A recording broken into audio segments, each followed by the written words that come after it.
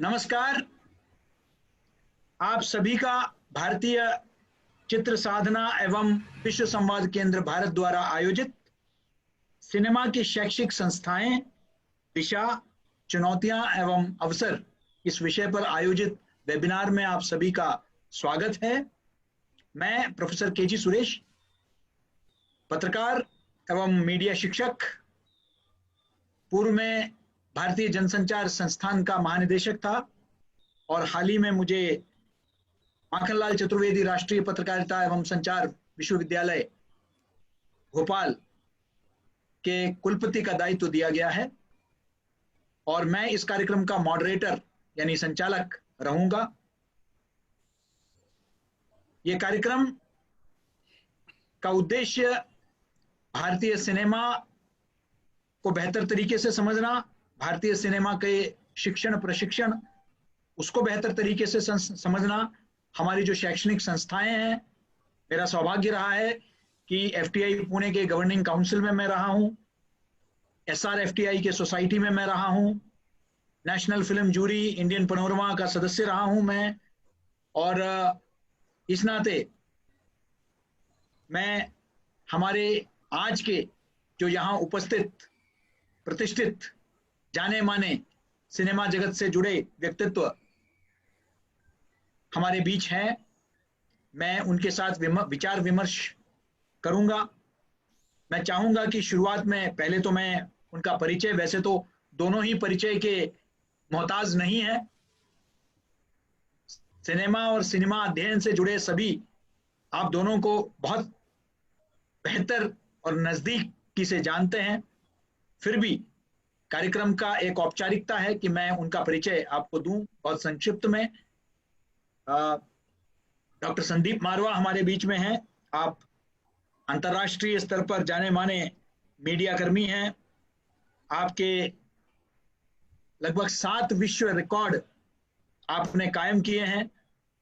आप उनके पृष्ठभूमि में जो बहुत सुंदर भव्य भवन देख रहे हैं, ये Asian academy of film and television की विश्वविद्यालय है, रायपुर, नया रायपुर स्थित। आप इसके चांसलर हैं। आप नोएडा फिल्म सिटी के संस्थापक हैं। आपने Asian academy and film television में न जाने कितने हजारों, 19,000 के करीब आपने विश्व भर में मीडिया कर्मी, टेलीविजन कर्मी, सिनेमा जगत से जुड़े लोगों को आपने तैयार किया है। राष्ट्रीय और अंतर्राष्ट्रीय पुरस्कार आपने कई जीते हैं। आपको ग्लोबल कल्चरल मिनिस्टर की उपाधि से आप नवाजे गए हैं। International chamber of media and entertainment industry के आप अध्यक्ष हैं और आप चीफ स्काउट फॉर इंडिया भी आप मनोनीत किए गए हैं। आप मीडिया जगत के एक चमकते सितारे हैं और हजारों आपके अनुयायी हैं पूरे देश भर में, और ये हमारे लिए वाकई बहुत खुशी की बात है कि आज आप अपने अनुभव साझा करने इस मंच में आए हैं। सिनेमा जगत में ऐसे बहुत ही कम लोग होंगे, खासकर सिनेमा अध्ययन के क्षेत्र में, जो अमित त्यागी जी को या उनके नाम से वाकफियत नहीं रखते हैं। Professor Amit Tyagi ji associate director हैं महाराष्ट्र इंस्टीट्यूट ऑफ टेक्नोलॉजी के MIT के school of film and television. आप डीन रह चुके हैं film and television institute of India के। आप सेंट स्टीफेंस कॉलेज दिल्ली और FTI के आप एलमनाई हैं, छात्र रह चुके हैं, और 37 साल से आप अंतर्राष्ट्रीय फिल्म जगत से आप ताल्लुकात रखते हैं। आपने डायरेक्टर और स्क्रिप्ट राइटर रहे हैं कई पब्लिक सेक्टर ऑर्गेनाइजेशंस में, जैसे कि film division, national film development corporation, children's film society of India और दूरदर्शन चैनल। इसमें हम पंछी एक डाल के, भारत एक खोज, सितारों की दुनिया, मेरा पप्पी क्यों नहीं हो सकता, turning point, the aliens embrace और सभी के लोकप्रिय सुरभि, इन कार्यक्रमों के आप जो हैं उससे आप जुड़े रहे हैं। आपने कई डॉक्यूमेंट्रीज आपने तैयार किया है जिसमें केयर गिवर्स, आपने पब्लिक ब्रॉडकास्टिंग ट्रस्ट PSBT के लिए आपने तैयार किया है नई दिल्ली में। बहता जहर जो आपने पश्चिमी उत्तर प्रदेश में जो नदी का जो प्रदूषण है उसका आपने बनाया है। India Africa partnership for growth, और आपने जो है प्राइवेट सेक्टर में जाने भी दो यारों, आनंद पटवर्धन के हमारा शहर और जावेद जाफरी के साथ आपने कई फिल्मों में जो है आपने उसमें स्क्रिप्ट लेखन में और आपने डायरेक्शन में आपने मदद किया है। जैसे मैंने कहा, आप एक जाने पहचाने और सर्वसम्मानित नाम है मीडिया शिक्षण प्रशिक्षण में और मीडिया जगत में। आपका बहुत स्वागत है प्रोफेसर त्यागी। और अब हम आज का ये कार्यक्रम शुरू करते हैं कुछ ओपनिंग रिमार्क से, ताकि हमारे जो श्रोतागण हैं वो पहले इस परिवेश को समझ सकें, ताकि चर्चा जो है ज्यादा सार्थक हो, चर्चा ज्यादा प्रासंगिक हो। और मैं समझता हूं कि संदीप मारवाजी जैसे व्यक्ति जब हमारे बीच में हैं तो हम भारतीय मीडिया जगत को, विशेषकर भारतीय मीडिया जगत को, अगर आप संक्षिप्त में, मैं जानता हूं कि उस पर तो कई किताबें लिखी जा सकती है, घंटों तक आप बोल सकते हैं, लेकिन ये अन्याय है आपसे ये कहना कि 5 से 10 मिनट में आप इसको संक्षिप्त में बताएं।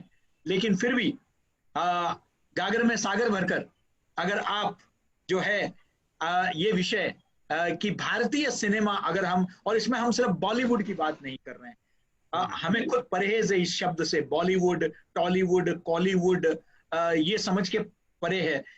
ये एक पश्चिमी दृष्टिकोण से इसको हॉलीवुड की नकल करके आपने इसको बनाया है। भारतीय सिनेमा अपने आप में इसकी अपनी एक अस्मिता है, एक पहचान है, एक शख्सियत है। इस भारतीय सिनेमा को समझना बहुत आवश्यक है और हम चाहते हैं कि भारतीय सिनेमा के उस विविधता को, भारतीय सिनेमा के उस खूबसूरती को, उस सतरंगी उसकी जो पहचान है, उसको आप हमारे समक्ष रखें। संदीप मारवाजी। थैंक यू सुरेश जी, बहुत बहुत मेहरबानी। आपने बड़ा मेरा खूबसूरत प्रोफाइल पर डाला, शुक्रिया करता हूं। आपने मुझे यहाँ बुलाया और फिर से एक दफा मौका दिया कि मैं हिंदुस्तान की मीडिया और एंटरटेनमेंट इंडस्ट्री के बारे में कुछ बातें कह सकूं।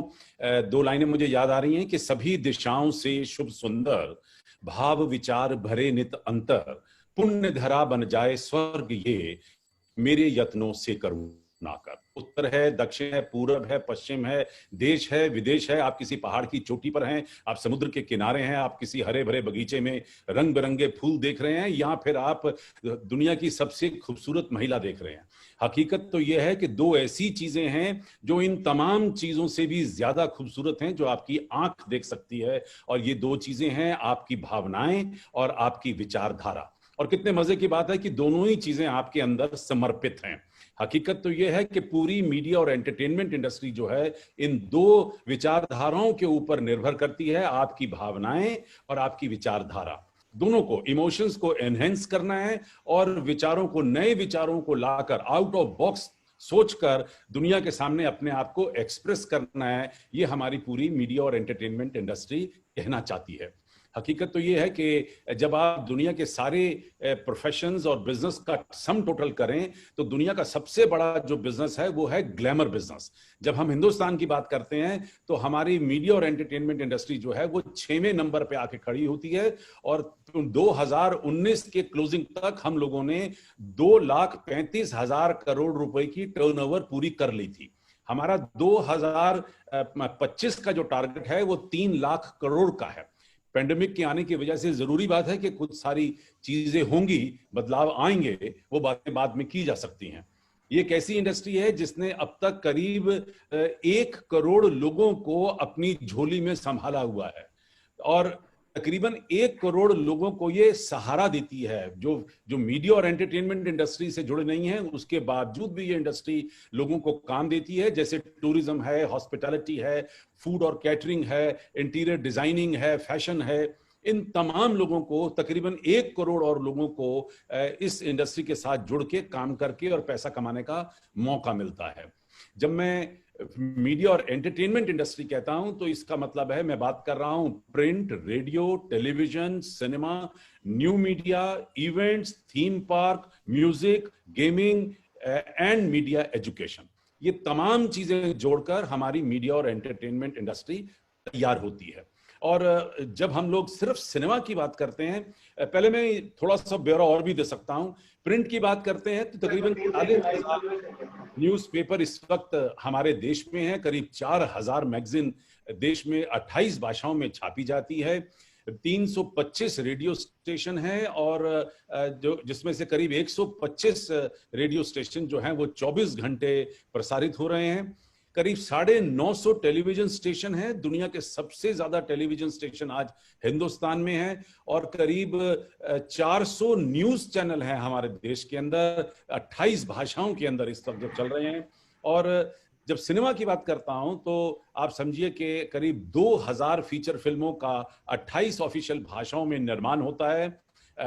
करीब 11,000 थिएटर हैं हमारे देश के अंदर, करीब 1.5 करोड़ लोग रोज सिनेमा देखते हैं, और हम लोग करीब 500 करोड़ टिकटें एक साल में सिनेमा की बेचते हैं। अगर हम इसको इंस्टेंटली कंपेयर करें अमेरिकन इंडस्ट्री हॉलीवुड के साथ, तो वो तकरीबन 350 करोड़ टिकटें बेचते हैं, करीब 450 फीचर फिल्में बनाते हैं। तो जहां तक हम फक्र कर सकते हैं कि हिंदुस्तान की फिल्म इंडस्ट्री जो है वो दुनिया की सबसे बड़ी फिल्म इंडस्ट्री है, audience wise, number of films wise, number of tickets wise, और नंबर ऑफ लैंग्वेज वाइज, और इसको कोई compete नहीं कर सकता। और पिछले कई सालों से यह दर्जा भारत के पास इस वक्त मौजूद है। हिंदुस्तान की फिल्म इंडस्ट्री, खास तौर पे हिंदी फिल्म इंडस्ट्री जो है वो हमारे देश के कल्चर को पूरी दुनिया में खूबसूरत तरीके से फैला रही है। करीब 162 देशों के अंदर हमारी फिल्मों का आयोजन होता है, या उनका प्रोजेक्शन होता है, या खरीद फरीद होती है। और हमारे हिंदुस्तान की मैं समझ सकता हूं जो रियल ब्रांड एम्बेसडर है, कल्चर एम्बेसडर है, वो हमारी हिंदी फिल्में हैं, जिसने बेहतरीन काम करके पूरी दुनिया में हिंदुस्तान को एक नया मकाम दिया है। इन शब्दों के साथ मैं समझता हूं कि सुनने वालों को ये एक अच्छा आइडिया मिल गया होगा कि मीडिया और एंटरटेनमेंट इंडस्ट्री अपने अंदर बहुत सारी चीजें समेटी हुई है। और ये भी कहते हुए बड़ा हर्ष हो रहा है कि जहां पेंडेमिक के अंदर बहुत सारी इंडस्ट्रीज ने चोट खाई है, वहां पर 2 सेगमेंट हमारी इंडस्ट्री के, जबकि सिनेमा को बहुत बड़ी चोट पड़ी है और करीब 15,000 करोड़ रुपए का रेवेन्यू का लॉस हो चुका है। और उसके बावजूद भी टेलीविजन की जो न्यूज चैनल है वो तकरीबन 40% ग्रो किया है, जो गेमिंग है वो करीब 700% ग्रो की है। और जहां तक मीडिया और एंटरटेनमेंट में न्यू मीडिया का सवाल आता है, ये भी समझना जरूरी है कि हमारे देश में तकरीबन 120 करोड़ मोबाइल फोन हैं, और उसमें से 40% मोबाइल यानी कि 48 करोड़ मोबाइल जो हैं वो इंटरनेट से जुड़े हुए हैं, और उनमें एंटरटेनमेंट का जो शब्द है वो बड़ी आसानी से जुड़ा हुआ है। मैं वापस आपको चाहता हूं कि अब आप गाड़ी को आगे बढ़ाएं। धन्यवाद संदीप जी। आपने भारतीय सिनेमा का, भारतीय मीडिया एंड एंटरटेनमेंट इंडस्ट्री का आपने जो है, जो विशाल रूप है, विश्व रूप, अगर मैं ये शब्द का प्रयोग करूं, तो वो आपने जो है हमारे श्रोताओं को, हमारे इस कार्यक्रम के दर्शकों को आपने दिखाया है। धन्यवाद। हम इस पर आगे चर्चा जारी रखेंगे। अब इससे पहले कि हम अपना विमर्श शुरू करें, मैं चाहूंगा प्रोफेसर अमित त्यागी जी, क्योंकि आज का विषय हमारा जो है सिनेमा की शैक्षणिक संस्थाएं हैं, आप बहुत करीब से जुड़े हुए हैं, आज भी आप सिनेमा अध्ययन से जुड़े हुए हैं, सिनेमा जगत से जुड़े रहे, टेलीविजन से जुड़े रहे, और आप FTI के डीन रहे हैं। मैं चाहूंगा कि सिनेमा एजुकेशन, मीडिया स्टडीज, इस क्षेत्र में, चाहे वो FTI, SRFTI और भी जो देश भर में निजी क्षेत्र में सिनेमा का एक जो सिनेमा शिक्षण का, प्रशिक्षण का जो है एक चित्र, अगर आप हमारे श्रोताओं के जानकारी के लिए प्रस्तुत करें। कोशिश जरूर करूंगा। हो सकता है आपने जिन शब्दों में मुझे और ये सब्जेक्ट को डिस्क्राइब किया है उसको पूरी तरह से उतना ऊंचा तो नहीं बता पाऊंगा, पर जितना आता है उतना जरूर बताऊंगा। एक्चुअली हिंदुस्तान में एक बड़ा मिसकंसेप्शन है कि फिल्म इंडस्ट्री ने कभी फिल्मों के बारे में और फिल्म एजुकेशन के बारे में, अगली जनरेशन को ट्रेन करने के बारे में नहीं सोचा। ये पूरी तरह से गलतफहमी है। एक्चुअल हिस्टोरिकल फैक्ट ये है कि न्यू थिएटर्स में सन 1930 में प्रमथेश बरुआ, पीसी बरुआ, जिन्होंने पहली देवदास बनाई थी, देवदास की सक्सेस के बाद बरुआ ने रशिया के फिल्म स्कूल को उस जमाने में लिखा था, जो कि दुनिया का अकेला फिल्म स्कूल था, कि क्या आप हमारी मदद कर सकते हैं? मैं चाहता हूं कि हिंदुस्तान में आगे आने वाले फिल्म मेकर्स को हम ट्रेनिंग दें, तो क्या आप हमारी मदद कर सकते हैं? वो रशियंस के रिकॉर्ड में लेटर है, और उसके लिए उन्होंने, क्योंकि वो आसाम के प्रिंस थे, उन्होंने कहा था हम आसाम में जमीन भी दे देंगे फिल्म इंस्टीट्यूट बनाने के लिए। बात वहां से शुरू होती है, इतने दिन पहले से। लेकिन उसके बाद आई गई हो गई, स्टूडियो सिस्टम खत्म हो गया, 40s में इंडिपेंडेंस आई।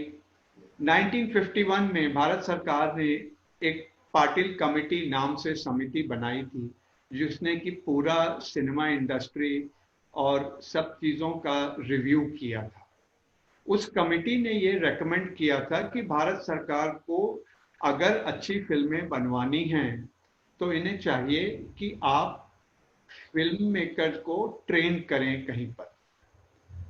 ये 51 में रिपोर्ट पार्लियामेंट में पेश की गई थी, बहुत सारी सरकारी रिपोर्टों की तरह फाइलों में दबकर बैठ गई होगी कहीं।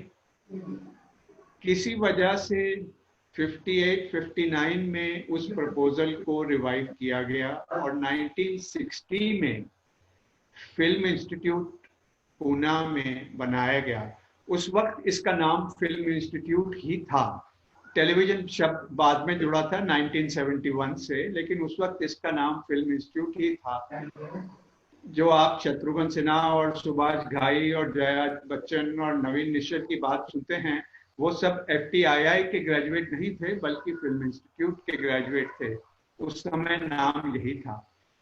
खैर, मैं थोड़ा सा आगे बढ़ रहा हूँ। टेक्निकली, हिस्टोरिकली फिल्म इंस्टीट्यूट से पहले एक जगह पर फिल्म मेकिंग की ट्रेनिंग दी जा रही थी। वो था बेंगलोर का विश्वेश्वरैया इंजीनियरिंग कॉलेज, जहाँ पे कि पहला फोटोग्राफी और उससे अलाइड सिनेमेटोग्राफी की ट्रेनिंग 1952 से शुरू कर दी गई थी। उसके पहले ग्रेजुएट थे गुरुदत्त के कैमरामैन श्री VK मूर्ति, जिन्हें बाद में दादा साहेब फाल्के अवार्ड और पद्मश्री बहुत कुछ मिला था। वो, और उनके बाद गोविंद निहलानी भी वहीं के ग्रेजुएट हैं, जो कि एक उतने ही जाने माने फिल्म मेकर हैं। ये संस्थान FTI से पहले से ट्रेनिंग दे रही थी। FTI के बाद 1965-66 में तमिल इंडस्ट्री ने अडयार में अपना फिल्म इंस्टीट्यूट शुरू किया था स्टेट के लिए, जो कि तमिल में पढ़ाता था फिल्म मेकिंग, और सिर्फ तमिलनाडु में रहने वाले लोगों के लिए रीजनल इंस्टीट्यूट था। ये दोनों इंस्टीट्यूट चलते रहे थे। अब इसमें कुछ चीजें गड़बड़ हो रही थी, वो मैं आपको बताता हूं। फिल्म इंस्टीट्यूट फिल्म मेकिंग के हर एक डिसिप्लिन में 10 से 12 लोग लेता है। उसका मतलब है हर साल 40 से 45 लोगों को डिप्लोमा देके ग्रेजुएट कर रहा है 1960 से। उस जमाने में भी 60s और 70s में भी हिंदुस्तान में 400-500 फिल्में बनती थी साल की। और उस इंडस्ट्री का अगर आप सिर्फ स्टैटिस्टिकली कैलकुलेट करें कि इनको कितने नए आदमी साल में चाहिए, तो वो 45 से कहीं ज्यादा होंगे। अब वो फिर लोग कहाँ से आते थे? तो फिर भी अनट्रेंड लोग आते रहे इंडस्ट्री में, क्योंकि FTI और जो गवर्नमेंट के ट्रेनिंग इंस्टीट्यूशंस थे, इनका आउटपुट बहुत कम था। इस सब की वजह से 80s तक आते आते मास मीडिया के कोर्सेज काफी यूनिवर्सिटी में आए। गवर्नमेंट ने खुद Indian institute of mass communication शुरू किया था, जहां पे कि फिल्म मेकिंग मेन सब्जेक्ट नहीं था बल्कि मास मीडिया का एक कंपोनेंट था। फिर 90s में जैसे प्राइवेट यूनिवर्सिटीज आई तो उनमें भी काफी लोगों ने मास मीडिया के कोर्सेज खोले, और कुछ वेंचरसम लोगों ने, जैसे कि संदीप जी जो यहाँ बैठे हैं, जो दूर की बात सोचते हैं, इन्होंने उस जमाने में फिल्म इंस्टीट्यूट प्राइवेट शुरू किए, बंबई में विस्लिंग वुड शुरू हुआ। ये सबसे पुराने फिल्म इंस्टीट्यूट हैं। अब तक आते आते यूजीसी का एस्टिमेशन है कि मास मीडिया वाले कोर्सेज करीब 110 यूनिवर्सिटीज में ऑफर होते हैं। इसके अलावा एआईटीसी का ये ऐसा मानना है कि करीब 150 इंस्टीट्यूट और हैं, इंजीनियरिंग और टेक्निकल ट्रेनिंग इंस्टीट्यूट, जो फिल्म मेकिंग को वीडियो मेकिंग के नाम से पढ़ाते हैं। इसके अलावा हैं ये स्टैंड अलोन फिल्म इंस्टीट्यूट, जैसे कि एफटीआई, विस्लिंग वुड्स, एसआरएफटीआई, जो साल के 40 से 50 लोग निकालते रहते हैं हर साल 3 साल के कोर्सेज में, क्योंकि इन इंस्टीट्यूशंस में थिंकिंग अभी भी बहुत पुराने स्टाइल का है, जो कि आज के ज़माने के लिए रेलेवेंट नहीं है। अब वो थिंकिंग पे ही विचार करने के लिए सुरेश जी और अरुण जी ने हमें यहाँ बुलाया है, तो बस इतना कहना काफ़ी है। अब आगे सुरेश जी जैसा कहेंगे वैसा ही बोलेंगे। धन्यवाद अमित जी, बहुत विस्तृत जानकारी, बहुत नई जानकारियां आपने दी है।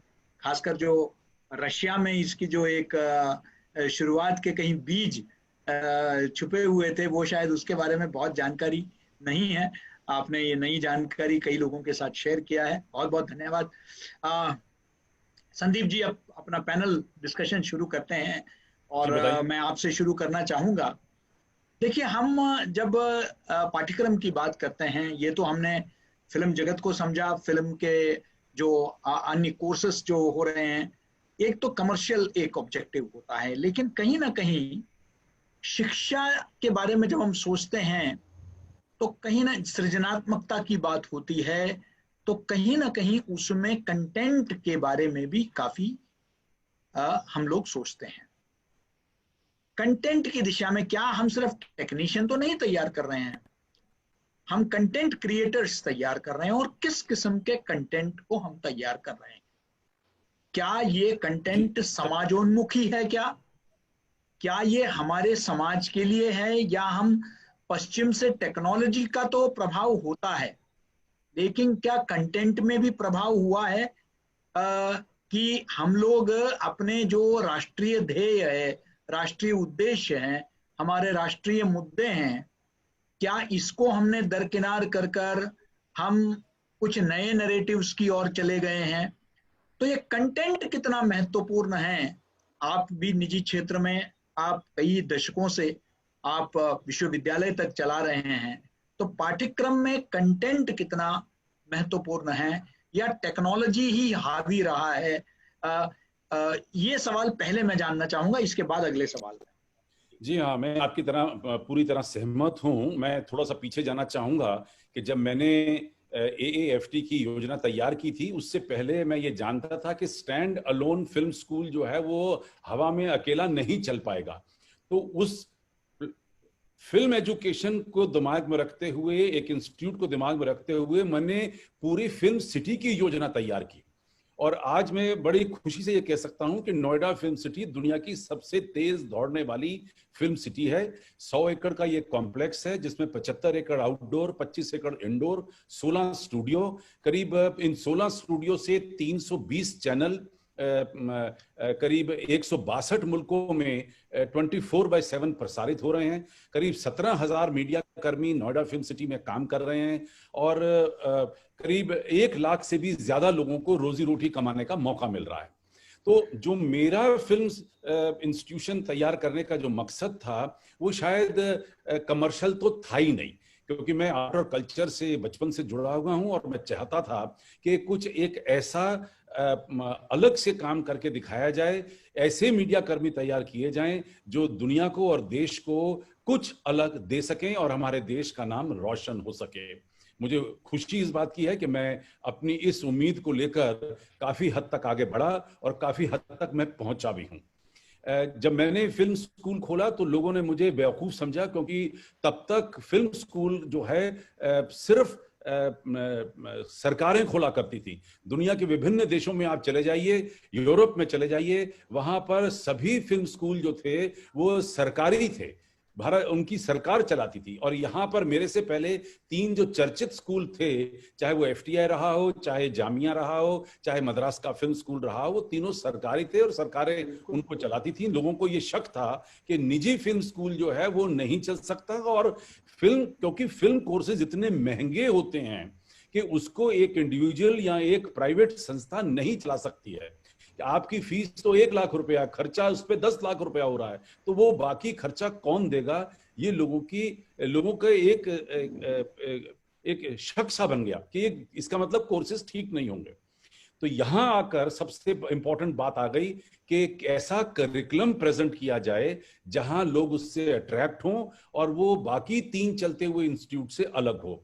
और ये मेरी खुशकिस्मती थी कि 1991 में, 92 में और 93 में चैनल की एक होड़ हो गई। एक एक करके चैनल खुलने शुरू होने वाले थे। 1993 में चैनल खुलने शुरू हो गए, और जिन मीडिया कर्मी को हम यहाँ से तैयार कर रहे थे, वो मीडिया कर्मी धड़ाधड़ जो है उनकी प्लेसमेंट अच्छे अच्छे नए चैनलों में शुरू हो गई।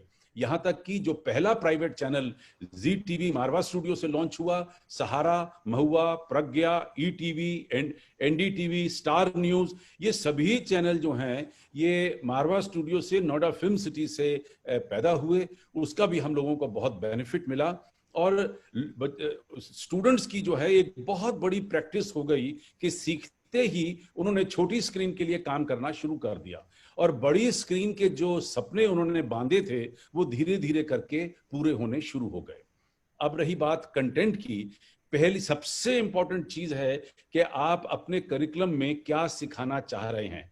क्योंकि देखिए, आप इस बात को मान के चलिए कि फिल्म, टेलीविजन और मीडिया का एक ऐसा क्षेत्र है जहां पे पैशनेट लोगों की जरूरत है, डेडिकेटेड लोगों की जरूरत है, ऐसे लोगों की जरूरत है जो इस लाइन के लिए मर मिटने के लिए तैयार हैं। उनका ये मकसद है, उनको अपने आप को एक्सप्रेस करना जो है वो उनका असली मकसद है। आम जनता तक पहुंचना उनका तात्पर्य है, ये गोल है उस आर्टिस्ट का। तो इसके अंदर स्पेशलाइजेशन भी लाना बहुत जरूरी था। तो हम लोगों ने ऐसे कोर्सेज डिजाइन किए कि जिनके अंदर बच्चे अपने अपने कोर्सेज में, अपने अपने सब्जेक्ट में स्पेशलाइज कर जाएं, और साथ में पूरी इंडस्ट्री के बारे में एक बहुत बड़ा ब्यौरा, एक बहुत बड़ा शिक्षा लेके साथ चलें, ताकि उनको इंडस्ट्री में जाने पर ये तकलीफ ना हो कि उनके साथ वाला आदमी क्या कर रहा है उन्हें पता ही नहीं। ऐसा नहीं होना चाहिए। तो हम लोगों ने सारी ट्रेनिंग को एक नया रूप दिया।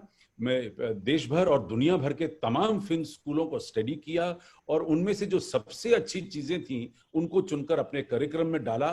और शायद यही वजह थी कि आज भी 19,000 स्टूडेंट जो Asian academy of film and television AAFT university से निकला है, उसमें से 90% स्टूडेंट इस वक्त मीडिया में अपनी मनपसंद के डिपार्टमेंट्स के अंदर काम कर रहा है। और सबसे बड़ी बात यह है कि जितनी भी फिल्म की ट्रेनिंग है वो बड़ी पर्सनलाइज ट्रेनिंग है। जैसा अभी अमित त्यागी जी ने जिक्र किया कि बहुत छोटे छोटे बैचेस लेकर उनको तैयार किया जाता था, वो प्रथा आज भी है और कल भी रहेगी, क्योंकि film as such is a very expensive medium of expression.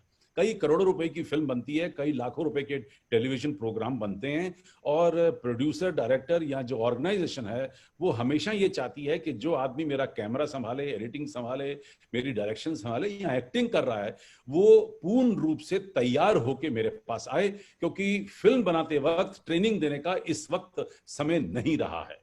तो ये करिकुलम जो है ये रीडिजाइन किए हम लोगों ने दोबारा से। बार बार हमें मौका मिला, क्योंकि हमने 3 साल के ग्रेजुएशन अंडर ग्रेजुएट कोर्स, 2 साल के मास्टर कोर्सेज, 4 साल के ऑनर्स, 3 साल के शॉर्ट टर्म और 1 साल का डिप्लोमा हम लोगों ने शुरू किया। जितने लोग, मेरे पास बहुत सारे लोग जो इंडस्ट्री से आए, जैसे अमित त्यागी साहब ने जिक्र किया कि अनट्रेन्ड लोग, क्योंकि रिक्वायरमेंट ज्यादा थी और ट्रेनिंग का जो हिस्सा था बहुत छोटा था, तो जो अनट्रेन्ड लोग इंडस्ट्री में चले गए थे उन लोगों को हमने वापस बुलाया और उन्हें एक शॉर्ट टर्म ट्रेनिंग देकर उन्हें तैयार किया। ऐसे हम लोगों ने बहुत सारे लोग तैयार किए जो वापस आकर तैयार हुए और उनको रियल कंटेंट मिला फिल्म टेलीविजन की पूरे मीडियम का, और वापस जाकर वो लोग ज्यादा कामयाब हो सके। धन्यवाद। संदीप जी, आपने बहुत विस्तृत तरीके से बताया किस तरीके से ट्रेनिंग कैसे माइन्यूटली प्लान किया गया और सबसे बेस्ट जो पूरे विश्व में था उसको आपने लिया। मैं इसी चर्चा को आगे बढ़ाते हुए प्रोफेसर अमित त्यागी से वही समझना चाहूंगा कि देखिए, हम लोग जब कोई कोर्स करिकुलम हम लोग शेयर करते हैं अपने छात्रों के साथ, तो हम बिब्लियोग्राफी देते हैं, रेफरेंस बुक्स देते हैं, और फिल्म इंस्टीट्यूशंस में मैक्सिमम जो उनका होता है वो मैक्सिमम पश्चिमी फिल्म्स होते हैं, जहां से, या वेस्टर्न फिल्म्स। अब तो खैर ईरानियन फिल्म्स भी आने लग गए हैं और मुल्कों के जो है विकासशील मुल्कों के फिल्म्स भी आने लगे हैं, लेकिन ज्यादातर एक हम अमेरिकन और ब्रिटिश और फ्रेंच सिनेमा से ज्यादा प्रभावित हम लोग रहे हैं। और कहीं ना कहीं इसके चलते क्या हमारा फिल्म मेकिंग जमीन से जुड़ पाया है? क्या हमारी जो फिल्म मेकिंग है वो पश्चिम से इतना प्रभावित हो गया है? क्योंकि अगर आप देखेंगे कि पश्चिम में चाहे वो स्लम डॉग मिलियनेयर हो या आप कोई और फिल्म देखिए, जहां भारत को एक तरह से एक land of magic, land of, या कोई जेम्स बॉन्ड के भी मूवीज अगर आपने देखे हैं तो उसमें भी आप देखेंगे कि land of Maharaja, land of snake charmers, rope trick, वो जो एक इमेज जो आपके फिल्म्स का, वेस्टर्न फिल्म्स जिनको सेलिब्रेट भी किए गए हैं, ऑस्कर भी मिले हैं, वो ज्यादातर उन फिल्मों को मिले हैं जहां इंडिया का एक स्टीरियोटाइपिंग हुआ है। और उसी एजुकेशन सिस्टम से, उसी रेफरेंस से हमारे ज्यादातर छात्र जो है जो रूबरू हुए हैं। तो ऐसे में आपको लगता है कि आज का पाठ्यक्रम बदलते हुए भारत, जो भारत आज एक नए भारत की हम कल्पना करते हैं, जहां हम एक विश्व गुरु बनने की ओर बढ़ रहे हैं, एक नई राष्ट्रीय शिक्षा नीति आ गई है, क्या फिल्म स्टडीज या फिल्म पाठ्यक्रम उस विजन के अनुकूल है, अनुरूप है? इस पर आपका क्या विचार है, प्रोफेसर अमित त्यागी जी? देखिए, दो चीजें हैं। सबसे पहली बात, थोड़ा सा इतिहास जानना जरूरी है। अगर आप हिंदुस्तान में सिनेमा आने के बाद की बात करें तो यहाँ पर हॉलीवुड की फिल्म इतनी पॉपुलर थी जिनका कि आज अंदाजा नहीं लगाया जा सकता, क्योंकि हमारा प्रोडक्शन बहुत कम था। उसके बाद साउंड की फिल्में आनी शुरू हुई। अब आलम आरा के रिलीज के बाद पहली बार भारतीय फिल्म में एक ऐसी चीज आई जो हॉलीवुड की फिल्म में नहीं आ सकती थी, वो था गाना। आलम आरा में 32 गाने थे। उसका प्रिंट अब मौजूद नहीं है, तो इसलिए सिर्फ उसके पोस्टर और स्क्रिप्ट की कॉपीज मौजूद हैं। लेकिन बेसिकली भारतीय फिल्म का जो रूप है, गाने समेत कहानी कहना, और वो खाली हिंदी फिल्म का नहीं है, वो तमिल, तेलुगु, बांग्ला, मलयालम हर भाषा की फिल्म का है। ये स्वरूप तभी आया जबकि गाने हिंदुस्तान की फिल्मों में आने शुरू हुए। उसके बाद यहाँ हॉलीवुड के पैर उखड़े और वो अब डब्ड फिल्मों के जमाने तक वापस नहीं जम पाए कभी। हिंदुस्तान दुनिया का अकेला मार्केट है जहां हॉलीवुड की फिल्म लोकल फिल्मों से कम चलती है आज भी। उसका सिर्फ कारण ये है कि हमारी फिल्म का जो मूल रूप है, गाना जिसपे कि हम आधारित हैं, वो हमारे कल्चर से यूनिक है और वो कहीं और नहीं होता है। अब एक तरफ तो ये हिस्टोरिकल फैक्ट है जो आज भी सत्य है। अब दूसरी तरफ ये बात है कि आप सिर्फ अपनी फिल्म देखकर आज की दुनिया में नहीं जी सकते। तो आप ये भी चाहते हैं कि तकनीकी रूप से और बाकी रूप से मेरी फिल्म ऊंचे स्टैंडर्ड की हो। जब आप वो कैसे करेंगे कि आप विदेश की फिल्में देखेंगे, चाहे वो अमेरिका हो या जर्मनी हो या जापान हो या ऑस्ट्रेलिया हो, सभी की फिल्में देखेंगे। और ये हम ही नहीं करते, बाकी दुनिया भी यही करती है।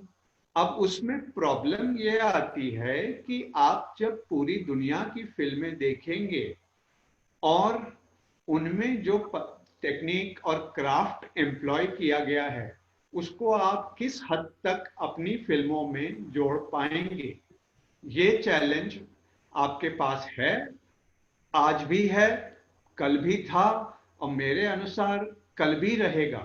क्योंकि ये हमारे यहाँ प्रॉब्लम नहीं है, ये एक बेसिक समस्या है जिससे हमें डील करना है। पर अब हम ये लड़कों को बताते हैं कि जब हिंदुस्तान में लड़का फिल्म देख ट्रेनिंग के लिए आज आता है, फिल्म स्कूल के दरवाजे पर उसे हिंदी फिल्म के बारे में पता है, उसे हॉलीवुड के बारे में पता है, अगर वो नॉन हिंदी स्पीकिंग रीजन से है तो उसे तमिल या तेलुगु के बारे में भी पता है। आप दुनिया में कहीं चले जाइए, कोई लड़का आपको नहीं मिलेगा जो फिल्म स्कूल पे एंट्री के टाइम 3 अलग अलग तरह के सिनेमा का ज्ञान रखता हो।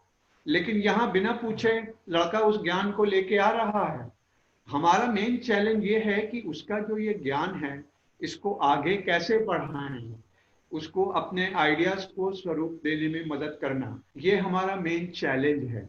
ये खाली हमारा चैलेंज नहीं है। अगर आप इसको बड़ी समस्या के रूप में देखें तो मैं आपको सिर्फ एक एग्जाम्पल देता हूं। राम मंदिर बन रहा है अयोध्या में।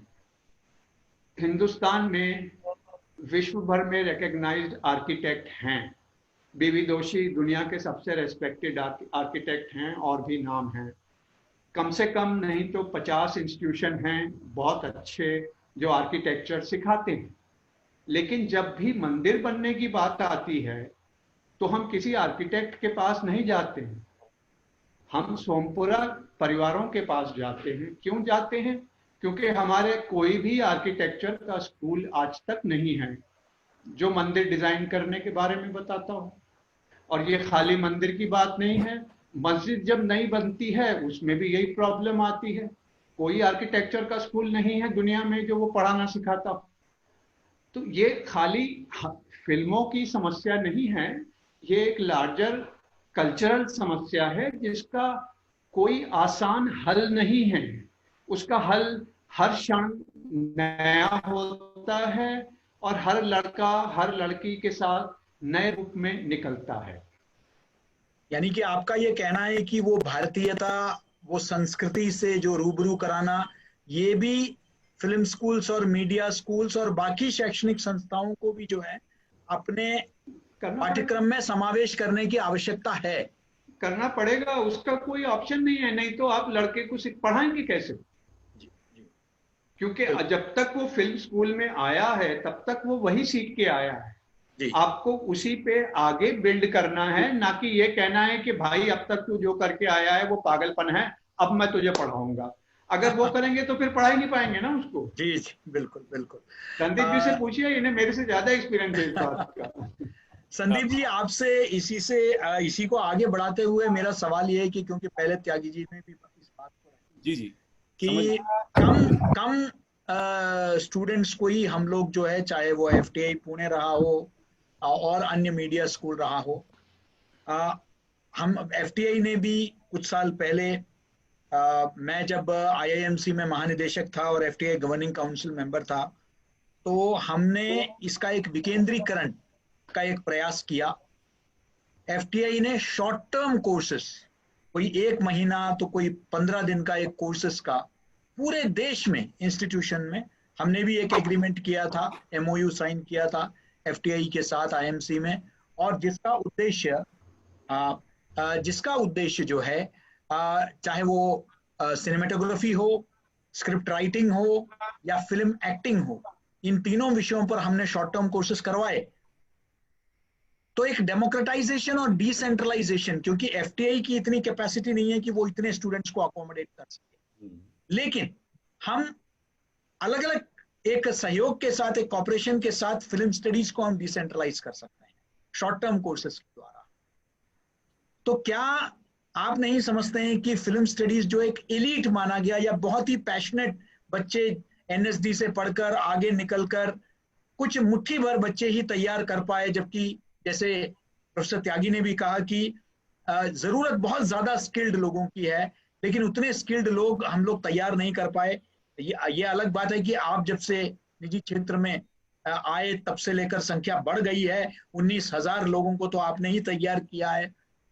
लेकिन ये जो फिल्म एजुकेशन का एक डिसेंट्रलाइजेशन, और इसको हम right from the school level, अब तो हाँ देखिए, मैं 11वीं 12वीं का करिकुलम देखता हूँ, ओपन स्कूल में भी देखता हूँ, तो मैं खुद सिलेबस कमेटी में रहा, तो हम लोग मास कम्युनिकेशन इंट्रोड्यूस कर चुके हैं 11वीं और 12वीं में। तो आपको नहीं लगता है कि फिल्म स्टडीज जैसे महत्वपूर्ण विषय जो है right from the school curriculum हमको शुरू करने की आवश्यकता है?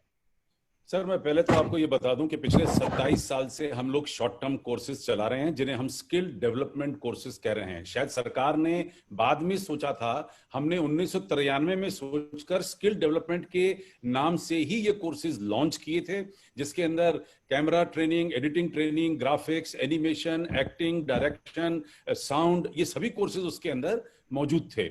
और शॉर्ट टर्म कोर्स का मतलब ये नहीं होता कि चंद दिन। शॉर्ट टर्म कोर्स का मतलब हुआ कि Monday to Friday, Saturday 10 to 4, और तकरीबन 400 से 500 घंटे की ट्रेनिंग 3 महीने के अंदर लेकर जब स्टूडेंट बाहर निकलता है तो उसके पास हकीकत में 1 साल का करिकुलम तैयार होके निकलता है।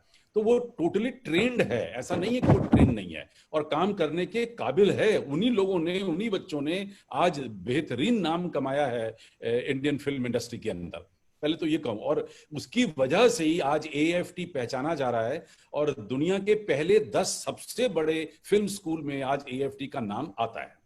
अब रही बात, मैं पिछले सवाल का भी एक जवाब देना चाह रहा था कि हिंदुस्तानी फिल्मों का जो एक सबसे बड़ा जो गुण है वो है होलसम एंटरटेनमेंट, कि जब आप 2-2.5 घंटे के लिए थिएटर में चले गए तो आप अपने आप को भूल गए और आप उस दुनिया में झूम गए जो हम आपको दिखाना चाहते हैं। हमारे हिंदुस्तान की सारी फिल्मों का एक बहुत बड़ा और क्वालिफिकेशन है कि हमारी 90% फिल्में जो हैं वो सोशल सब्जेक्ट को टच करती हैं, और आप किसी भी फिल्म को उठा के देख लीजिए, वो कहीं ना कहीं से या तो महाभारत से जुड़ी होगी या रामायण से जुड़ी होगी। और यही वजह है कि हमारी पूरे हिंदुस्तान की फिल्में जो हैं वो हिंदुस्तान में ही नहीं बल्कि तकरीबन 160 मुल्कों के अंदर देखी जा रही हैं। और उसके अंदर जो सबसे बड़ी क्वालिफिकेशन है वो है हमारी प्रोजेक्शन ऑफ राइट इमोशन, कि हम लोग अपनी फिल्मों के अंदर जो इंसानियत है, ह्यूमैनिटी है, जो फीलिंग्स हैं, उनको बेहतरीन तरीके से प्रेजेंट कर सकते हैं। ये स्पेशलाइजेशन है हमारी हिंदुस्तानी फिल्मों की। बाकी तो ये है कि जो कंटेंट की आप बात कर रहे थे उसमें ये मैं कहना चाह रहा था कि इतना रहे ख्याल सताने के साथ साथ कि हम भी बदल रहे हैं जमाने के साथ साथ। आप ये भूल रहे हैं लोग कि हमारे बच्चे, हम बूढ़े हो रहे हैं, हमारे बच्चे जवान हैं, उनके भी बच्चे होने वाले हैं, और पूरा हिंदुस्तान बदल चुका है। हिंदुस्तान अब कोई एक पिछड़ा मुल्क नहीं रहा है। आप हिंदुस्तान की जो सिटीज हैं they are as good as European cities. आज दुनिया के अंदर जो चीज मौजूद है वो हिंदुस्तान में मौजूद है। तो ये लोग इस चीज को क्यों भूल जाते हैं कि यहाँ भी 950 टेलीविजन चैनल आ रहा है और पूरी दुनिया को आप एक साथ बैठकर देख सकते हैं, तो उसका प्रभाव फिल्मों पे भी पड़ेगा। तो हमको भी अपनी फिल्में जो है उतनी कलरफुल, उतनी अट्रैक्टिव, अंतरराष्ट्रीय स्तर पे उनके अंदर बहुत ज्यादा बबलिंग, उनके अंदर बहुत ज्यादा सीनरी, उनके अंदर बहुत ज्यादा लोकेशंस, तभी तो फिल्में चलेंगी। तो फिल्मों के अंदर 8 सेगमेंट भी रखा गया है, इमोशन सेगमेंट भी रखा गया है, और कहीं ना कहीं टेक्निक्स भी हमारी बहुत इंप्रूव हुई हैं। और सबसे इंपॉर्टेंट फैक्टर जो आ जाता है कि कहीं ना कहीं कमर्शियल सेगमेंट भी, कमर्शियल एंगल भी देख के चलना पड़ता है। ये पिछले आपके सवाल के जवाब से जोड़ा है मैंने। धन्यवाद संदीप जी, आपने सवाल का भी जवाब दिया। प्रोफेसर अमित त्यागी, उसी बात को पर आगे चर्चा विस्तृत करते हुए मैं सिर्फ आपसे ये समझना चाहूंगा कि देखिए हाल फिलहाल में ओटीटी प्लेटफॉर्म्स में कई ऐसे सीरियल्स या जो भी ओटीटी प्लेटफॉर्म्स पे जो शोज आए जो विवादित हुए, जिन पर ये आरोप लगा कि ये भारतीय संस्कृति को तोड़ मरोड़ कर पेश कर रहे हैं, प्रस्तुत कर रहे हैं, भारत को सही चित्रीकरण नहीं कर रहे हैं, भारतीय परिवार व्यवस्था को जो है बिल्कुल एक अलग दृष्टिकोण से देख रहे हैं। जो दिखाया जा रहा है ये भारत के जो है संस्कृति, जो है भारत की जो सोच है, एक विदेशी या एक एलियन कॉन्सेप्ट्स को जो है इम्पोज करने का एक प्रयास किया जा रहा है। तो क्या सिनेमा या टेलीविजन में क्रिएटिविटी तो बहुत जरूरी है, जिसका अभी संदीप जी ने जिक्र किया, वो टेक्नोलॉजी भी जरूरी है, वो कलर भी जरूरी है, लेकिन क्या एक सामाजिक सरोकार, एक सामाजिक दायित्व भी क्या फिल्म निर्माताओं का नहीं है, जिससे वो क्या क्रिएटिविटी के नाम पर क्या वो एक सांस्कृतिक विरासत के साथ या क्रिएटिव लिबर्टी के नाम पर वो क्या, क्योंकि कई विवाद पिछले कई दिनों से चल रहे हैं फिल्मों को लेकर, सिनेमा ओटीटी प्लेटफॉर्म्स को लेकर, तो इस पर आपका विचार मैं जानना चाहूंगा। देखिए, ओटीटी इस वक्त कोई भी कानून फॉलो नहीं कर रहा है ना। जब आप सिनेमा हॉल पे, तो आप सेंसर बोर्ड का सर्टिफिकेट बिना जा नहीं सकते। इंटरनेशनल फिल्म फेस्टिवल के लिए आपको फिल्म भेजनी है, हिंदुस्तानी फिल्म है, उसको पहले सेंसर कराना पड़ता है। लेकिन ओटीटी प्लेटफॉर्म तो कुछ नहीं मांग रहा आपसे। तो पहला जरूरत है कि ओटीटी प्लेटफॉर्म का एक रेगुलेटरी मैकेनिज्म बने। वो ओटीटी प्लेटफॉर्म वाले आपस में करें या सरकार करे, वो सब बात की जा सकती है। लेकिन ओटीटी और इंटरनेट दोनों पे, ये खाली ओटीटी की बात नहीं है, ये जो टिकटॉक या यूट्यूब स्टाइल का जो प्लेटफॉर्म है, जहां पे कि कोई रेगुलेशन नहीं है, जो आपका दिल करे आप चढ़ा दें, और बाद में अगर प्रॉब्लम हो तब वो प्लेटफॉर्म कहता है अच्छा मैं उतार देता हूं इस वीडियो को, क्योंकि वो सिर्फ कॉपीराइट की बात करते हैं और किसी चीज की बात नहीं करते। अगर कॉपीराइट लॉ वायलेट नहीं हो रहा है, मैं संदीप जी की फिल्म नहीं उतार रहा हूं, तो उसके अलावा वो मैं कुछ भी कहूं वो यूट्यूब माइंड नहीं करता है। तो उस चीजों को रेगुलेट कैसे करना है, ये सिर्फ हिंदुस्तान की समस्या नहीं है, सारी दुनिया की समस्या है ये आज की तारीख में। और उसके लिए हम सबको मिलके एक सामाजिक दायित्व के रूप में सबसे पहले उसके लिए कुछ रेगुलेटरी मैकेनिज्म बनाना है। जिस प्रकार से आज से 60-70 साल पहले सरकार ने फिल्मों के लिए सेंसर बोर्ड बनाया था, जिसके सब निर्णय से आप अग्री ना करें, लेकिन इस बात से आप डिनाई नहीं कर सकते कि सेंसर बोर्ड ने बहुत इंपॉर्टेंट रोल किया है पिछले 70 साल में। उसी तरह से यहां भी जरूरत है सबसे पहली कि ये कुछ हो। अगर एक बार रेगुलेटरी मैकेनिज्म कुछ आ जाएगा, उसके बाद हम ये सवाल कर सकते हैं। आज की तारीख में तो जो आपका दिल करे आप लगा दीजिए। इंटरनेट में हम सब कुछ कंट्रोल नहीं है, तो मैं कह सकता हूं कि नहीं जी हमें तो 7 खून माफ है। मेरे ख्याल से वहां पे प्रॉब्लम सबसे ज्यादा है। लेकिन professor Tyagi, I just wanted to understand, मैं ये समझना चाहता हूँ। बिल्कुल सर। ज्यादातर ये जो ओटीटी में भी जो निर्देशक हैं, जो कलाकार हैं, ये सब हमारे ही फिल्म स्कूल से पढ़े हुए हैं। जी हाँ। तो क्या हमारे पाठ्यक्रम में कोई कमी है कि ये उस संवेदनशीलता को नहीं समझ पा रहे हैं? उनमें वो संवेदनशीलता हमारे संस्कृति विरासत के प्रति नहीं है। पढ़ाते वक्त आप उसको ये बता सकते हैं कि भाई ये एक्सेप्टेबल क्यों है, इस चीज पे ऑब्जेक्शन क्यों उठता है, लेकिन भविष्य में वो क्या करने वाला है ये तो आप नहीं प्रेडिक्ट कर सकते ना। वो तो आप सिर्फ उसको ट्रेन कर सकते हैं अच्छे बुरे की समझ लाने में। लेकिन ये वीव किया जा सकता है हमारे करिकुलम में, जो कल्चरल सेंसिटाइजेशन ये ऑलरेडी है, शायद और ज्यादा होना चाहिए, पर ऑलरेडी है। एटलीस्ट एफटीआई में है, जहां मैं पढ़ाता हूं, एमआईटी यहाँ भी है। इन दो जगहों के तो बारे में मैं कह सकता हूं। एसआरएफटीआई में भी कुछ हद तक है, उसके अलावा मैं नहीं कह सकता हूं क्योंकि मैंने पाठ्यक्रम नहीं देखे हैं। ये जाहिर है पाठ्यक्रम का एक बहुत छोटा हिस्सा होगा, लेकिन छोटा मगर इम्पोर्टेंट हिस्सा होगा। पर कैसे पढ़ाना है, क्या करना है, वहां पे प्रॉब्लम आती है। बिल्कुल बिल्कुल मैं इसमें अगर कहें इजाजत जी दें तो जी संदीप जी, बिल्कुल मैं चाहता हूं कि आप इसमें अपनी बात को जोड़ें। जी जी, सबसे पहले बात तो ये समझना जरूरी है कि हिंदुस्तान में 130 करोड़ लोग रहता है। 1/6 दुनिया एक सिंगल कंट्री में रहती है। ये आप समझिए कि पूरा यूरोप हिंदुस्तान के अंदर बसा हुआ है। तो इतनी सोच, इतनी विचारधारा, इतनी सोचने के ढंग हैं जिनको किसी एक धागे से पिरोना बहुत मुश्किल है। खासतौर पे अब जब सबके सामने मीडिया का एक्सपोजर इतना बड़ा हो चुका है और दुनिया भर की फिल्में, दुनिया भर के एंटरटेनमेंट प्रोग्राम हर किस्म का आदमी हर समय पे देख रहा है, तो देखने वाले को, व्यूअर को बहुत अच्छी वैरायटी चाहिए। तो सबसे पहले तो हमें यह देखना है कि ऐसा ना हो कि हम लोग फॉरेन टेलीविजन देखते रह जाएं और इंडियन प्रोग्राम देखने बंद कर दें। तो ये बड़ा रिस्क है जिसको हमें कवर करना है। दूसरी बात यह आ जाती है कि किसी को माँ बादी, किसी को माँ सवादी। एक ही घर में दाल बनती है, एक बेटा कहता है माँ मुझे एक कटोरी और दे दो, एक कहता है कि भाई साहब रहने दीजिए मेरे पेट में दर्द हो रहा है। तो घर में तो दाल बनेगी, लेकिन वही हाल है कि प्रोग्राम बनेंगे, ये हमारे अपने अंदर हमें खुद एक जिज्ञासा पैदा करनी है कि मैंने ये प्रोग्राम देखना है या नहीं देखना।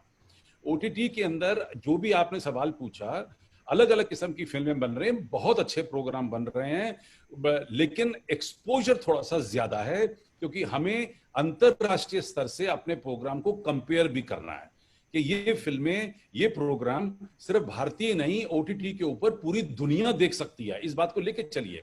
जैसे इंटरनेट के ऊपर बिना बताए बच्चा आपको कुछ भी देख लेता है, आपको पता भी नहीं है, वो कौन चेक करेगा? सबसे फिल्में तो फिर भी देख रहा है, 1.5-2 घंटे की फिल्म देखता है, सारे घर को पता होता है कि ये वाली फिल्म टेलीविजन के ऊपर चल रही है या ये वाली फिल्म थिएटर में देखने गया है। तो मुझे लगता है कि ये जो करिकुलम का हिस्सा हम लोगों ने बना रखा है, ये भी बताऊं मैं आपको कि ड्यूरिंग ट्रेनिंग आवर्स बच्चों को मोरालिटी और मॉरल वैल्यूज इतनी ज्यादा उनके दिमाग में भर दी जाती है कि भाई you have to be a self censored person. आपको सेंसर कोई करने नहीं आएगा फिल्म इंडस्ट्री के अंदर। आपकी सोच के अंदर खुद सेंसर लगा होना चाहिए कि फिल्म लिखते वक्त, फिल्म को शूट करते वक्त, फिल्म को डायरेक्ट करते वक्त, एक्ट करते वक्त और लास्ट में एडिट करते वक्त खुद आपको अपने संस्कारों का ध्यान रखना है। और यहाँ पर मैं बहुत बेहतरीन तरीके से हमारे आदरणीय प्रधानमंत्री की तारीफ करना चाहता हूं कि उन्होंने एक शब्द आत्मनिर्भर करके आज शुरू कर दिया है और लोगों के दिमाग में यह बात डालनी शुरू कर दी है कि हर आदमी को आत्मनिर्भर होना है। यानी इस आत्मनिर्भर की जो मेरी डेफिनेशन है, मैं तो सैल्यूट करता हूं आदरणीय प्रधानमंत्री को कि उन्होंने बहुत सारे शब्दों को एक साथ निचोड़कर इस आत्मनिर्भर में डाला है। क्योंकि पहले ए का मतलब है you have to be ambitious. आप सपने लीजिए, सपने लेने से कोई आपको मना नहीं करेगा। दूसरे ए से मतलब होता है एटीट्यूड, कि आप अपना एटीट्यूड नॉर्मल कर लीजिए, इंसान बन जाइए, लो प्रोफाइल रखिए, तभी आप कामयाब होंगे। तीसरा आता है टी, टी से टफ हो जाइए कि ये समय आ गया है कि आपको हालातों से लड़ना है। पहले पेंडेमिक से लड़ना है और फिर आने वाली जिंदगी के तमाम हालातों से लड़ना है। फिर आ जाता है एम, एम से मोटिवेशन पैदा करिए कि मुझे कुछ करके दिखाना है, मुझे अग्रसर होना है, आगे बढ़ना है। फिर आ जाता है एन, एन से नेशनलिस्ट, कि आपको नेशनलिस्ट बनना है। आपके अंदर अपने देश के प्रति प्यार जागृत करिए, अपने देशवासियों के प्रति प्यार जागृत करिए। वहीं से सेंसर आपके अंदर खुद चलना शुरू हो जाएगा। फिर आई आता है, आई का मतलब इंफॉर्मेशन। जब आप इतनी सारी चीजें तैयार कर लें तो बहुत सारी इंफॉर्मेशन एकत्र करिए और उसके बाद फिर आर से आप उसको रिस्पॉन्स दीजिए, उसके ऊपर रिसर्च करिए, तैयार करिए अपने आप को पूरी तरीके से, और फिर बी से बिलीफ पैदा कर लीजिए कि यस टाइम आ गया है कि अब मैं कर सकता हूं, और फिर उसके बाद एच से ह्यूमिलिटी पैदा कर लीजिए कि मैं लोगों के लिए सेवा भाव साथ लेके चलना चाहता हूं, और ए से अग्रेसिव हो जाइए कि मैं अब काम करके दिखाऊंगा, और आर से रिजल्ट लीजिए। तो यही आत्मनिर्भर का सबसे बड़ा बहुत खूबसूरत विवेचन किया है Sandeep ji. In your true characteristic style, आत्मनिर्भर भारत का आपने पूरा एक नया व्याख्यान, जैसे वेंकैया नायडू जी ने मोदी जी के नाम को जो है the making of A developed India जो उन्होंने बनाया, कुछ ऐसा ही आपने आत्मनिर्भर भारत के लेकर बताया। धन्यवाद। Coming back to you professor Tyagi, मैं आपसे एक चीज समझना चाहता हूं, क्योंकि आप एफटीआई से आप डीन भी रह चुके हैं। ये जो एक आइडियोलॉजिकल हब बन गया, ये जो मास कम्युनिकेशन के सेंटर्स, ये आईएमसी में भी हुआ है, एफटीआई में भी हुआ है, एसआरएफटीआई में भी हुआ है, एक आइडियोलॉजिकल बैटल ग्राउंड में कन्वर्ट कर दिया गया है इसको। और हमने देखा, विशेषकर जब गजेंद्र सिंह चौहान जी जब वहां थे, तो उस वक्त स्थितियां बहुत ही राजनीतिक राष्ट्रीय स्तर के जो नेता भी हैं वो भी धरना प्रदर्शन कर रहे थे। तो ये क्या एक फिल्म या क्रिएटिव सेंटर के लिए, एक सेंटर ऑफ एक्सीलेंस के लिए ये कंड्यूसिव है क्या? एक न्यूट्रल फैकल्टी, एक न्यूट्रल एकेडमिक पेडागोजी ये आवश्यक नहीं है क्या? ये क्या एक सेंस ऑफ रिस्पॉन्सिबिलिटी एक मीडिया इंस्टीट्यूशन के लिए, ये आप नहीं समझते हैं कि ये एक ऑब्स्टिकल है, एक अवरोधक है? इस तरह की बातें मैं ये आपसे समझना चाहता हूँ, क्योंकि हम लोग आज चर्चा कर रहे हैं मीडिया शैक्षणिक संस्थाओं की, तो ये भी समझना जरूरी है, क्योंकि ये सवाल पिछले कुछ वर्षों से पूछा जा रहा है, विशेषकर एफटीआई और एसआरएफटीआई के संदर्भ में, कि लगातार वहां कोई ना कोई धरना प्रदर्शन विरोध वो चलते रहे हैं। अब जाके थोड़ा सा स्थितियां जो है सामान्य होती नजर आ रही है। इस सवाल का इतना आसान कोई जवाब नहीं है। ये काफी पेचीदा सवाल है। मैं कोशिश करता हूं, मैं आपको कम से कम इतना तो कर देता हूं कि इसके डायमेंशन क्या है, ये प्रॉब्लम कहां से आ रही है, उसको समझना बहुत जरूरी है।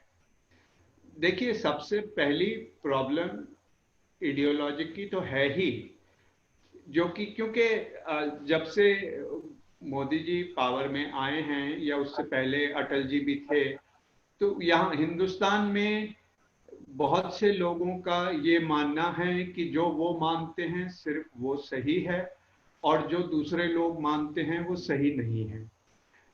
ये एक बहुत बेसिक प्रॉब्लम है, क्योंकि सही मायनों में यहाँ डेमोक्रेसी नहीं चल रही थी। डेमोक्रेसी मैं समझ रहा हूँ कि डेमोक्रेसी ऑफ आइडियाज, यहाँ पे सिर्फ एक ही प्रकार के आइडियाज थे जो कि चल रहे थे।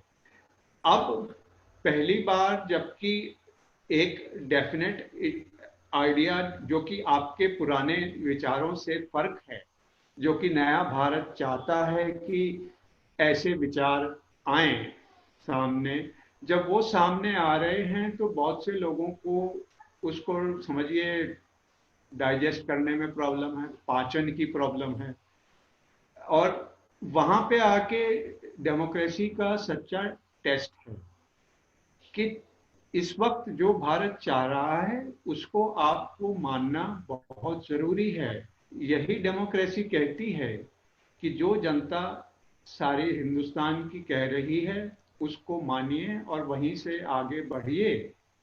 ये बहुत से लोगों को समझने में बड़ी दिक्कत है। ऐसे लोग सिर्फ फिल्म शैक्षणिक संस्थाओं में नहीं, बाकी दुनिया में भी बहुत हैं, और मेरे ख्याल से रहने चाहिए, ऑपोजिशन होना चाहिए, उसमें कोई ऐसी घबराने की बात नहीं है। लेकिन प्रॉब्लम है कि उन सबको ये मानना चाहिए कि हमारे से अलग अगर आइडियोलॉजी किसी की है तो वो गलत नहीं है। ये बात लोग नहीं मानने को तैयार हैं। ये एक बहुत बेसिक प्रॉब्लम है, और क्योंकि हमारे इंस्टीट्यूशंस में टीचर और स्टूडेंट का रिश्ता गुरु शिष्य जैसा होता है, और वो शिष्य जो है वो बहुत सारी चीजें गुरु से लेता है, उसकी वजह से वो स्टूडेंट्स पर उनकी आइडियोलॉजी टीचर्स की काफी हावी हो जाती है। उसमें कोई दो राय नहीं है, ना मैं उसमें कोई भी मतलब वो कोई भी देख सकता है, मैं कोई नई चीज नहीं बता रहा हूं आपको, वो आपके सामने है। इन चीजों की वजह से ये प्रॉब्लम थोड़ी सी बढ़ जाती है। तीसरी वजह है कि नेशनल इंस्टीट्यूशन जितने हैं वो लोकल मीडिया में बहुत ही ज्यादा प्रोमिनेंट रहते हैं। यहाँ तक कि मैं तो डीन था तो उस जमाने में कहता था कि एफटीआई में किसी को छींक भी आएगी तो अगले दिन पूना मिरर में जरूर खबर आएगी कि 3 आदमियों को छींक आई एफटीआई के, और वो बहुत सी बार ऐसा हुआ है। अब उसकी वजह से बहुत से लोगों को ये आदत पड़ जाती है कि उनका नाम, उनके फोटो अखबारों में आने लगते हैं, और वो उस बात से ही खुश हो जाते हैं, और अपने मूल काम, चाहे वो पढ़ाना हो या पढ़ना हो, उसको छोड़कर अखबार में और टीवी में अपनी फोटो देखने पे ज्यादा ध्यान देने लगते हैं। तो ये सब चीजों से ये प्रॉब्लम बढ़ जाती है। लेकिन मूल रूप से इन इंस्टीट्यूशंस में कोई प्रॉब्लम नहीं है, और सरकार को इन्हें देखिए, सरकारें बहुत सी आई हिंदुस्तान में, मंत्री बहुत सारे आए। कांग्रेस में तो इतने सारे विचारों के लोग आए कि वो बहुत आपस में ही लड़ते रहते थे पुराने जमाने में। लेकिन फिल्म इंस्टीट्यूट्स के प्रति किसी भी सरकार का एटीट्यूड कभी नहीं हिला। उन्होंने हमेशा इसे सपोर्ट किया। ये कभी नहीं पूछा कि आप कितने पैसे कमाते हो या नहीं कमाते हो। ये माना कि ये भारत की फिल्म इंडस्ट्री के प्रति हमारा कर्तव्य है और हम इसको सपोर्ट करेंगे, और वो आज भी है, मेरे ख्याल से वो कल भी रहेगा। और वो एक बहुत ही मेरे ख्याल से सराहनीय बात है कि सरकारें आई, सरकारें गई, पॉलिटिकल पार्टी आई, पॉलिटिकल पार्टी गई, लेकिन सब ने मिलके हिंदुस्तान के सिनेमा को एक तरह से सपोर्ट किया। उसमें भी आप मतलब इंडस्ट्री की तरफ से देखें तो उनका कहना है भाई हम इतना करोड़, इतने हजारों करोड़ एंटरटेनमेंट टैक्स देते हैं हर साल, उसमें से अगर आपने 3 करोड़ एफटीआई में खर्च कर दिया तो हमारे प्रति तो कोई कंट्रीब्यूशन नहीं हुआ। वो भी पॉइंट ऑफ व्यू हमने सुना है, लेकिन उस डिबेट में ना पढ़ के मैं सिर्फ इतना मानता हूं कि सरकार का फिल्मी सेक्शन को सपोर्ट करना बहुत ही सराहनीय एक प्रयत्न है, और मुझे पूरी उम्मीद है कि भविष्य में भी ऐसा ही रहेगा। ये आइडियोलॉजिकल कॉन्फ्लिक्ट आज एक तरफ से हैं, कल दूसरी तरफ से होंगे, वो चलते रहेंगे, उसमें पढ़ने की कोई जरूरत नहीं है। लेकिन हिंदुस्तानी सिनेमा इंडस्ट्री के प्रति जो भारत सरकार ने कर्तव्यपरता दिखाई है वो रहेगी और रही है। जी धन्यवाद। मैंने आपकी समस्या का जवाब नहीं दिया है, मैंने सिर्फ आपको प्रॉब्लम की डायमेंशन क्या है वो थोड़ा सा बता दिया है। जी जी बिल्कुल बिल्कुल। मैं आप दोनों से, क्योंकि हम समय का अभाव है और समापन की ओर बढ़ रहे हैं, तो मैं अंत में एक सवाल बिफोर आई कंक्लूडिंग कमेंट्स आपसे दूं उससे पहले बस एक और सवाल आप दोनों से एक सवाल पूछना चाहूंगा, और मैं पहले चाहूंगा कि संदीप जी उसका उत्तर दें और फिर अमित जी अपनी बात रखें। ये है कि आज हम एक चौराहे पर खड़े हैं। हमें कोविड के इस महामारी के कारण हम लोग ऑनलाइन एजुकेशन की तरफ आ गए हैं। आगे चलकर भी हम इसको एक ब्लेंडेड के रूप में, पता नहीं कब वैक्सीन आएगा, कब 138 करोड़ लोगों को लगेगी, और हम एक ब्लेंडेड फॉर्मेट में ही इसको, थोड़ा फिजिकल होगा, थोड़ा डिजिटल होगा। फिजिटल शब्द आ गया है अब, तो इसमें फिजिकल भी होगा, डिजिटल भी होगा, ये चुनौती है। दूसरी तरफ फिल्म इंडस्ट्री की तरफ हम देखेंगे तो ओटीटी प्लेटफॉर्म्स के लिए अब ज्यादा फिल्में वहां रिलीज हो रही हैं। एक और डेवलपमेंट ये है कि एक तरफ हम देखते हैं कि इंटरनेशनल फिल्म मेकर्स आज भारत में आकर बड़े जो स्टूडियोज हैं वो भारत में फिल्में बना रही है, भारत के फिल्मों को इन्वेस्ट कर रही है। जो इंडिविजुअल फिनेंसर्स हैं उनकी जगह अब इंटरनेशनल फिल्म कंपनीज ने ले लिया है। तो दूसरी तरफ शॉर्ट फिल्म मेकर्स जो हैं उनकी संख्या बहुत बढ़ गई है। इंडिपेंडेंट फिल्म मेकर्स जो हैं, स्वतंत्र सिनेमा जो बनाते हैं, वो लोग बड़े तादाद में आज आ गए हैं, शॉर्ट फिल्म्स बना रहे हैं। विश्व भर में शॉर्ट फिल्म फेस्टिवल शुरू हो गए हैं, जहां इनको अब हम सिर्फ एक अंतर्राष्ट्रीय जो है कान और इंटरनेशनल फिल्म फेस्टिवल गोवा, हम सिर्फ इधर तक नहीं देखते हैं। आज बहुत सारे फिल्म फेस्टिवल खजुराहो से लेकर आप देखिए पूरे देश में इतने फिल्म फेस्टिवल्स हो रहे हैं कि कुछ कई फिल्म फेस्टिवल्स आ रहे हैं।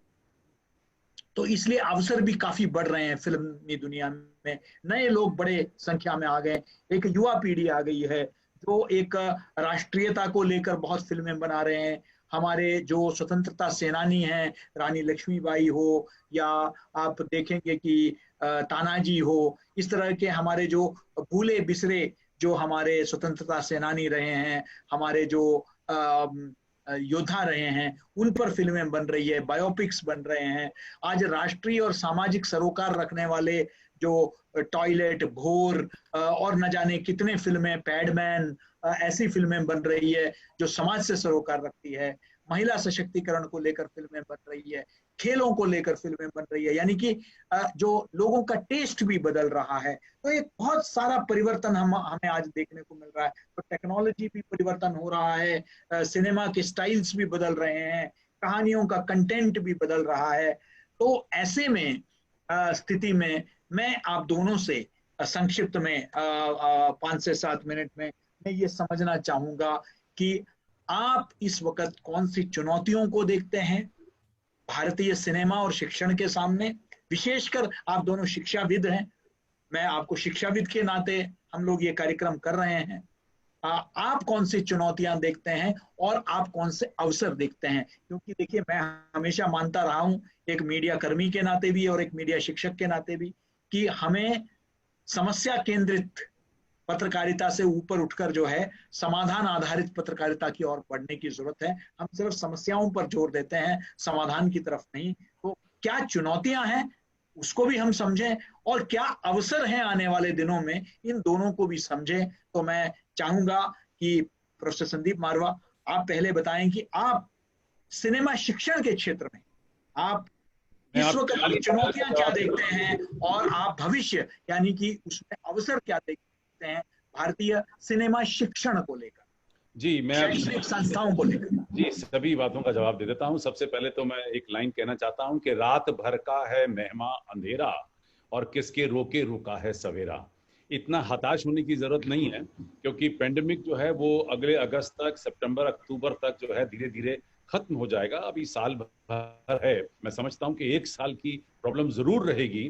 तो हताश नहीं होना। इतना नुकसान होने के बाद भी हिंदुस्तान की फिल्म इंडस्ट्री फिर से जागृत हुई है, फिर से जोश आया है, फिर से शूटिंग खुल गई हैं और सोशल डिस्टेंसिंग के अंदर हम लोगों ने प्रोग्राम शुरू कर दिए हैं। हमारे भी स्टूडियो खुल गए हैं और हम लोग मोर देन कॉन्शियस हैं इस वक्त, और बहुत तौर और तरीकों के साथ शूटिंग शुरू हुई है। और अब रही बात एजुकेशन की, एजुकेशन के अंदर बहुत अच्छा आपने ये शब्द दिया कि फिजिकल भी होगा और डिजिटल भी होगा। इस डिजिटल में, क्योंकि हम लोग, ये पुरानी कहावत है कि अगर 21 दिन तक आपने कोई काम कर लिया है तो वो आपकी आदत बन जाती है। और यहाँ तो 6 महीने हो गए हमें डिजिटल चलते हुए और इन सारे नए ऐप्स को यूज करते हुए। ये हमारे जिंदगी का हिस्सा बन जाएंगे अब ये। और आने वाले दिनों के अंदर सिर्फ हम ही लोग नहीं, बल्कि स्टूडेंट्स भी इन सारी चीजों को बेहतरीन तरीके से पसंद कर रहे हैं। अटेंडेंस बढ़ गई है, लोग ज्यादा अटेंटिव हो गए हैं, पर्सनलाइज्ड लेक्चर हो गए हैं, ट्यूटोरियल और भी ज्यादा अच्छे तरीके से किए जा रहे हैं, और डिलीवरी ऑफ एजुकेशन जो है वो बहुत एक महत्वपूर्ण तरीके से स्टूडेंट तक पहुंचाई जा रही है। तो ऐसी कोई फिक्र की बात नहीं है। ये भी ध्यान रखिए कि ठीक है, पेंडेमिक से चोट जरूर पहुंची है, सभी इंडस्ट्री को पहुंची है, लेकिन अब तक हमारी जो रिक्वायरमेंट थी सिर्फ फिल्म इंडस्ट्री के अंदर तकरीबन 4000 हमें नए फिल्म मेकर्स की जरूरत है हर साल। मैं टेक्नीशियंस को जोड़ रहा हूं, 4 से 5 हजार टेक्नीशियंस, आर्टिस्ट की जरूरत है जो हर साल चाहिए। और हमारे देश में कुल मिलाकर अब सिर्फ 5 या 6 बड़े संस्थान हैं जो मुश्किल से फिल्म की ट्रेनिंग कंप्लीट कर पा रहे हैं। और उसके अलावा जो मास कम्युनिकेशन और जर्नलिज्म की ट्रेनिंग चल रही है उसमें फिर भी फर्क होता है सिनेमा और मास कम्युनिकेशन, क्योंकि एटीट्यूड ही अलग है तो बच्चों का, उनकी थिंकिंग ही अलग है, उनका रवैया अलग है। तो वो जो सिनेमा में आना चाहता है उसकी सोच अलग बनती है और उसकी सोच को तैयार करता है संस्थान, अच्छा उसको रवा करता है, उसको तेज करता है। तो मुझे लगता है कि समय आ गया है जहां पर जैसे एक तो आत्मनिर्भर वाली पूरी स्कीम को हमें लागू करना है, दूसरा जो टाइम आ गया है it's a time for re research, rethink, redefine, redesign, reshape, refresh, reset and then restart. और इन तमाम चीजों को अपने नजर में रखते हुए थैंक गॉड हमारे यहाँ पर एक बहुत बड़ा रिसर्च सेंटर है, international film and television research centre, जो देश का पहला निजी रिसर्च सेंटर फिल्म और टीवी के संस्थान में खुला था। और उसके अंतर्गत हम लोग बहुत सारा काम फिल्म टीवी को लेकर कर रहे हैं। और मुझे ये भी सौभाग्य प्राप्त हुआ है कि मैं दुनिया की सबसे ज्यादा शॉर्ट फिल्में बना चुका हूँ। करीब 2900 फिल्में मैंने तैयार की हैं, जिसमें मैंने 10,000 से भी ज्यादा लोगों को, 100 से भी ज्यादा कंट्री के लोगों को उसमें भाग लेने का मौका दिया है। और हम लोग इस तरीके से नई विचारधाराएं, नई सोच, और जो न्यू इंडिया है, जिसे हम न्यू इंडिया, नया भारत कहने जा रहे हैं, जिसे हम न्यू सिस्टम कहने जा रहे हैं, जिसे हम न्यू नॉर्मल कहने जा रहे हैं, उसको अडेप्ट करना बहुत जरूरी है। क्योंकि पेंडेमिक रहेगा, ये अभी साल, सवा साल, 1.5 साल तक रह सकता है। आपका कहना ठीक है कि 138 करोड़ लोगों को इंजेक्शन लगाने के लिए अभी 10 साल चाहिए। तो मुझे ऐसा लगता है कि ये खोज जो हैं ये अपने अपने संस्थान में होनी चाहिए। आपको ये देखना है कि सिनेमा के कोर्स कल भी, आज भी और कल भी ये पर्सनलाइज ट्रेनिंग रहेंगे, ये याद रखिएगा। इनको आप मासेस के साथ नहीं जोड़ सकते और मास कम्युनिकेशन के साथ डायरेक्ट नहीं जोड़ सकते। इनके साथ बड़ा काम करना पड़ता है। एक डायरेक्टर की एक फिल्म बनाने के लिए बड़ा समय लगता है और हर फिल्म के साथ तवज्जो देना पड़ता है, उसकी एक टीम तैयार करनी पड़ती है। तो हम लोगों ने क्या किया है कि सोशल डिस्टेंसिंग का पूरा ध्यान रखते हुए अभी अपने स्टूडियोज खोले हैं और सुबह 10 बजे से लेके और रात के 10 बजे तक, मंडे से लेके और संडे तक के लिए अपना संस्थान खोल दिया है बच्चों के लिए।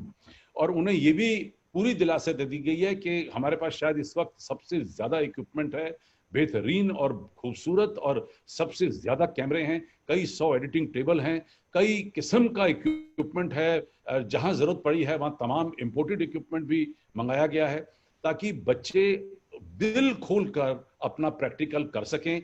इन प्रैक्टिकल्स के लिए हम लोगों ने छोटी छोटी यूनिट बना दी हैं। 4-4, 5-5 आदमी से ज्यादा एक वक्त के ऊपर बच्चा प्रैक्टिकल नहीं करेगा। पहले 13 आदमी की टीम होती थी जो फिल्म बनाती थी, अब हमने उसको काट के 5 आदमी की टीम बना दी है। 5 टेक्नीशियन उसमें काम करेंगे। एक्टर्स को जरूरत से ज्यादा कॉन्शियस रखा गया है, मेडिकल अरेंजमेंट कर दिया गया है। एंट्रेंस के ऊपर टनल बना दी गई है जिसमें से पास होकर हर आदमी को अंदर जाना पड़ता है।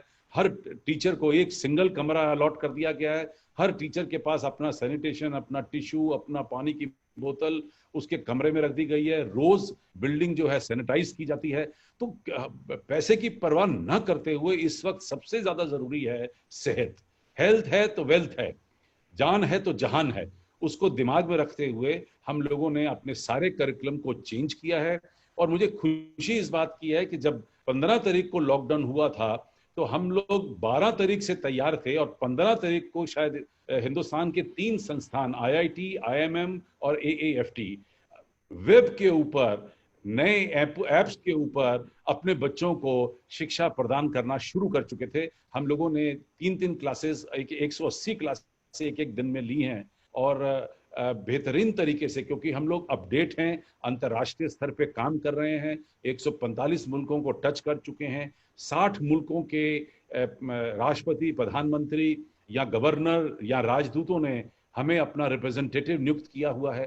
तो हम तो कहीं 1 पैसे का, 1% का चांस ले ही नहीं सकते, क्योंकि कुछ पता नहीं कि कब अंतर्राष्ट्रीय स्तर के ऊपर फिर से लोग हमें देखने के लिए आ जाएं। तो हम 24 घंटे तैनात हैं इस वक्त कि सबसे पहले मेडिकल रीजंस को दिमाग में रखते हुए और करिकुलम को चेंज कर दिया है हमने। आप हैरान होंगे कि बच्चे इतने खुश हैं कि वो चाहते हैं कि प्रैक्टिकल्स को भी इन एप्स के जरिए उन तक पहुंचाया जाए, और उसके लिए एक पूरी टीम तैयार कर दी गई है जहां पर 15 लोग रोज उन नई फिल्मों का निर्माण कर रहे हैं, और जिसमें हमें पता है कि लाखों रुपए इन फिल्मों को बनाने में व्यर्थ होते नजर आएंगे, लेकिन हमने उसकी परवाह नहीं की, क्योंकि इस वक्त एजुकेशन जो है वो हमारी प्रायोरिटी रहेगी, और बच्चों को प्रैक्टिकल के पॉइंट ऑफ व्यू से फिल्में बनाकर, जो पहले तैयार नहीं कभी होती थी, वो भी हम लोग बना बनाकर बच्चों को सिखा रहे हैं।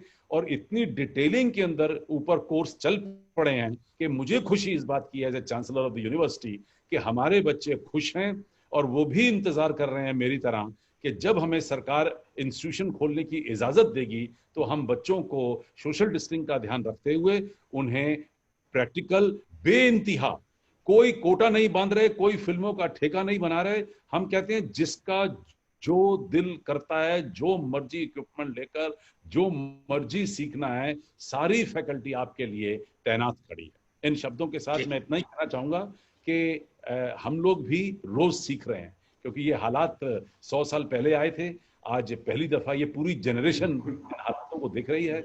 और हमें अच्छा ये लगता है कि रोज के वेबिनार से, रोज के बच्चों के इंटरेक्शन से, लोगों के इंटरेक्शन से हमें कोई ना कोई नई चीज और सीखने को मिलती है। बहुत खूबसूरत, बहुत बहुत बढ़िया। धन्यवाद संदीप जी। आपकी इन बातों से बहुत उम्मीद बनती है भविष्य को लेकर। अमित जी, मैं चाहूंगा कि आप एफटीआई के दृष्टिकोण से आप इस विषय पर प्रकाश डालें। और मैं ये भी चाहता हूं कि देखिए, जब मैं महानिदेशक था भारतीय जनसंचार संस्थान में, तो हमने कल्पना की थी, लेकिन अनफॉर्चुनेटली, दुर्भाग्यपूर्ण, अभी तक उसमें कुछ ज्यादा खास काम नहीं हुआ। National centre for excellence in animation, visual effects, gaming and comics, Mumbai में जमीन भी ले लिया था, लेकिन वो अभी तक उसने अभी सार्थक साकार नहीं हो पाया है। लेकिन कहने का मतलब है कि animation, visual effects, gaming, comics, artificial reality, I mean augmented reality, virtual reality, ये सारी चीजें आज हमारे सामने आ गई है। ये चुनौतियों भी है, इसको कैसे हम अपने इसमें अपने पूरे, एक तरफ हमने बाहुबली जैसे फिल्म भी बनाया है, जो वैश्विक स्तर पर हमने जो है देखा कि किस तरीके से हम वीएफएक्स में, विजुअल इफेक्ट्स में हम लोग जो है दुनिया को जवाब दे सकते हैं। तो दूसरी तरफ जो है हम देखते हैं कि कंटेंट की भी चुनौतियां हैं। आप इस चुनौतियों को और अवसर को किस प्रकार देखते हैं, ये आपके श्रीमुख से मैं सुनना चाहूंगा। जी, मैं इजाजत लेना चाह रहा हूँ। जी, थैंक यू जी, सर। धन्यवाद संदीप जी, धन्यवाद। जी जी। आपने इतना बड़ा सवाल किया है कि पूरी तरह इसका जवाब देना शायद मेरी काबिलियत के बाहर है। दूसरी बात, एफटीआई से मैं डायरेक्टली इन्वॉल्व नहीं हूं, तो इसलिए मेरा उनके बारे में बहुत कुछ कहना उचित नहीं होगा। मैं आपको लेकिन डायमेंशन प्रॉब्लम की क्या है वो बताता हूं। चुनौती और अवसर जो है, देखिए, सबसे बड़ी चुनौती आज भी वही है कि भारत की लोक कलाएं, भारत की अपनी संस्कृति, आज का जो लड़का फिल्म स्कूल तक पढ़ने आता है वो आमतौर से शहरी होता है। गांव के गलती से एक आध बार लड़के आते हैं, लेकिन बहुत कम। एफटीआई में आमतौर पे रिजर्वेशन की वजह से गांव के लड़के आते हैं, ट्राइबल लड़के आते हैं, और उन्हें बहुत फायदा हुआ है, ये है। लेकिन प्राइवेट इंस्टीट्यूशन में ऐसा नहीं होता है। यहाँ ज्यादातर लड़के शहर से, पढ़े लिखे बैकग्राउंड से आते हैं। इसीलिए भारत की लोक कलाएं और भारत की संस्कृति से उनका जान पहचान कराना, वो मेरा पहला टारगेट होता है। नंबर 2, जब इस सब के साथ साथ वैश्विक सिनेमा को वो देखते हैं, तब इन दो चीजों को मिला के अपनी क्रिएटिविटी को कैसे बढ़ाना है, ये हमारा सबसे बड़ा काम है। इसी में सारी चुनौती है कि भारत की कला और भारत की संस्कृति को एक विश्व स्टैंडर्ड तक ले जाने के लिए हम सिर्फ ऐसी कहानियां नहीं बना सकते जो खाली हमें ही समझ में आए। हमें ऐसी कहानी बनानी है जो दुनिया में कोई भी देखे उसे समझ में आएंगी। जब आप जातक कथाएं पढ़ते हैं, आज भी दुनिया की किसी भी संस्कृति में वो समझ में आती हैं। जब रामायण और महाभारत दुनिया की किसी भी संस्कृति में समझ में आती हैं, तो हम लड़कों को वही कहते हैं कि आपका चैलेंज यही है कि आप सिनेमा में यही करो। एक तरफ तो ये चुनौती है, दूसरी तरफ ये है कि आज जब बच्चा 12वीं क्लास पास करके हमारे पास आता है, तो उसके पास पिछले 4 से 5 साल तक से मोबाइल फोन है। उस मोबाइल फोन में एक कैमरा भी है। वो मोबाइल फोन खाली फोटो नहीं खींचता है, वीडियो भी खींचता है। और उस लड़के ने आमतौर से, लड़के या लड़की ने, जैसा भी केस हो, आमतौर से 2, 4, 5 घंटे के वीडियो जरूर इधर उधर अपलोड किए हुए होते हैं। तो आज जो लड़का फिल्म के बारे में सीखने आ रहा है, उसका दिमाग पहले से बहुत क्लियर है। जब हम लोग फिल्म के बारे में पढ़ने गए थे, उस जमाने में भारत में स्टिल का कैमरा खरीदना भी एक चीज होती थी, क्योंकि कुछ बनता नहीं था, कुछ मिलता नहीं था। विदेश से कोई आता था रिश्तेदार, उसके आप पैर पकड़ते थे कि भैया एक कैमरा मेरे लिए सस्ता वाला ले आना। आज तो वो स्थिति नहीं है। हर आदमी के पास वो फोन है और आपने हर एक ने प्रैक्टिस कर रखी है। अब समस्या ये है कि जिस लड़के ने पिछले 5 साल से फिल्में और वीडियो खुद बना के यूट्यूब पर और फेसबुक पर और टिकटॉक पर डाल रखे हैं, उसको ये कहना कि भाई इसके आगे भी कुछ पढ़ना है, एक बहुत बड़ी चुनौती है। उसको आप उस तरह से नहीं पढ़ा सकते जैसे आप पुराने जमाने में पढ़ाते थे, जब किसी के पास कैमरा नहीं था या लोगों ने फिल्में बहुत कम देखी थी। आज जबकि हर फिल्म गूगल पे 2 क्लिक की सर्च के बाद निकल आती है कहीं ना कहीं, तो आप आदमी को ये नहीं कह सकते कि तूने ये फिल्म देखी है या नहीं देखी है। आपको मान के चलना पड़ता है कि इनका नॉलेज एक दूसरे लेवल पर है, और उस नॉलेज को यूज करते हुए आगे उन्हें ले जाना अपने आप में अध्यापक के लिए एक चैलेंज है। स्टूडेंट के लिए जो कुछ है वो तो है, हमारे लिए बहुत बड़ा चैलेंज है उसको पढ़ाना। मुझे अच्छी तरह ध्यान है, पिछले साल की बात है, हमारे यहाँ ऐसा प्रथा है कि 1 साल के बाद कॉमन कोर्स होता है। उसके बाद हम कहते हैं आप डायरेक्शन या कैमरा या एडिटिंग या साउंड में स्पेशलाइज कीजिए। तो एक लड़की थी, उसने एडिटिंग में बहुत अच्छे मार्क्स थे, मगर वो इंसिस्ट कर रही थी कि नहीं मुझे एडिटिंग करनी नहीं है, मुझे तो फिल्में बनानी है। तो आखिर को मैंने उससे पूछा तुम्हें कैसी फिल्में बनानी है, तुम्हें कहानी वाली फिल्में बनानी है या डॉक्यूमेंट्री बनानी है? कह रही नहीं नहीं सर आपको समझ में नहीं आ रहा है। मैंने कहा क्या? मुझे सिर्फ यूट्यूब पे वीडियो डालने हैं, आपको नहीं समझ में आ रहा है। अब मेरे लिए नई स्थिति थी कि मैं ट्रेडिशनली जिस हिसाब से फिल्म के बारे में सोचता था, वो पूरी चीज पुरानी हो गई है। अब यही स्थिति डे टू डे इवॉल्व होती है। कल तक बच्चे कहते थे मैं टिकटॉक के लिए वीडियो बनाऊंगा और लोड करूंगा, अब टिकटॉक तो है नहीं, अब इंस्टाग्राम पे लोड कर रहे हैं। अब टीचर जो है उसे इंस्टाग्राम का आधे टाइम पता नहीं होता कि इसका क्या होता है। तो ये अध्यापन का चैलेंज आ गया है कि अब कल के जाने वाले बच्चे को आप सिर्फ भारतीय लोक कला और भारतीय संस्कृति की बात नहीं करेंगे, उसको ये भी बताएंगे कि इसको मिला के इंस्टाग्राम पे कैसे डालेगा, तब वो आपकी बात सुनेगा, नहीं तो वो आपकी बात सुनेगा नहीं। तो इसलिए ये पूरा चैलेंज हर एक के लिए है, पढ़ाने वाले के लिए भी है और पढ़ने वाले के लिए भी है। इतना काफी होगा मेरे ख्याल से अब के लिए। सुरेश जी धन्यवाद जैसा आप प्रोफेसर कहेंगे। साहब, आपने बहुत ही जो है विस्तृत रूप में हम सभी को समझाया कि आज की चुनौतियां क्या है, और प्रोफेसर संदीप मारवा ने जो है जो अवसर के बारे में हमारे सामने जो उपलब्ध है उसके बारे में बताया। बहुत ही एक विस्तृत एक चर्चा हमारे बीच में आप दोनों के रहते हुए हम लोगों ने सिनेमा के शैक्षणिक संस्थाएं, उनके सामने जो चुनौतियां हैं, उनकी दिशा और दशा और जो अवसर हैं, उसके बारे में हमने चर्चा की। हमने रेगुलेटरी मैकेनिज्म की आवश्यकता, खासकर ओटीटी प्लेटफॉर्म्स के संदर्भ में चर्चा की।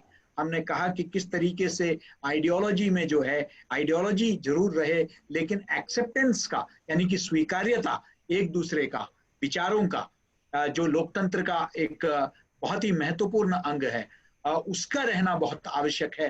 तभी जाकर जो है हमारे यहाँ अलग अलग विचार पनपेंगे। इस जो लोकतांत्रिक जो हमारा विचारधारा है वो मजबूत होगा।